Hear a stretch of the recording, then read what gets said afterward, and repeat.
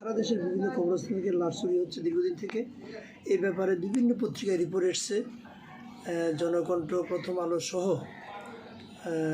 জাগো news আরও বিভিন্ন পত্রিকায় নিউজে আমরা দেখেছি যে লাশ চুরি হচ্ছে কবর থেকে। এই বিষয়গুলো আমরা অবজার্ভ করেছি এবং আমরা দেখেছি যে আসলে বাস্তব ঘটনাটা ঠিকই, প্রতিদিনই আসলে লাশ চুরি হচ্ছে।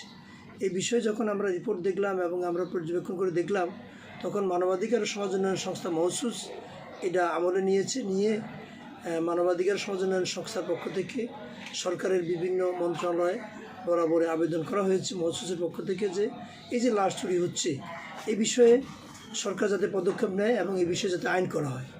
আমরা যখন রিপ্রেজেন্টেশন দিয়েছি, আবেদনপত্র দিয়েছি, আবেদন সবাই পেয়েছে, কিন্তু কোনো কার্যকরী ব্যবস্থা গ্রহণ করা হয়নি। পরবর্তীতে আমরা মানবাধিকার ও সমাজ উন্নয়ন সংস্থা মহসুসের পক্ষে আমি একটা লিগাল নোটিশ দিয়েছি। আমি এই সংস্থার চেয়ারম্যান।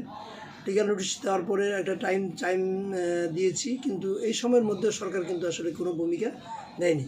পরবর্তীতে আমরা বাংলাদেশ সুপ্রিম কোর্টের হাইকোর্ট বিভাগে একটা রিট পিটিশন দায়ের করেছি এবং এই রিট পিটিশন হচ্ছে গত 14 মার্চ 2024 দায়ের করার পরে দীর্ঘদিন শুনানি হয়েছে। আজকে গত পরশুদিন শুনানি হয়েছে। আজকে আদেশের জন্য ছিল। আদেশে হাইকোর্ট ডিভিশন আমাকে বলেছেন যে যেহেতু রাষ্ট্রধর্ম ইসলাম, সেহেতু কোরআন হাদিসের কিছু রেফারেন্স দেওয়ার জন্য আমি আজকে কোরআন হাদিসের কিছু রেফারেন্স দিয়েছি।